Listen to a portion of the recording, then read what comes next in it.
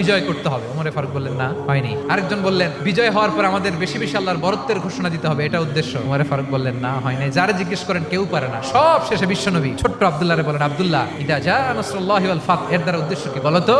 ছোট্ট আব্দুল্লাহ বলেন, হুয়া আজালু রাসূলিল্লাহ, এই আয়াত দ্বারা বিশ্বনবীর বিদায়কে উদ্দেশ্য নেওয়া হয়েছে। ওমরে ফারুক বলেন, হাযা হুয়া, এটাই তো সঠিক উত্তর, এটাই সঠিক তাফসীরে আয়াতের। কারণ ইদা জা নাসরুল্লাহি ওয়াল ফাত, যখন আল্লাহর সাহায্য আর বিজয় আসবে, ওয়া রাআইতান নাসা ইয়াদখুলুনা ফি দীনিল্লাহি আফওয়াজা, আপনি দেখবেন দলে দলে ঢলে ঢলে বানের পানির মতো মানুষ ইসলামের দিকে ঢুকতেছে।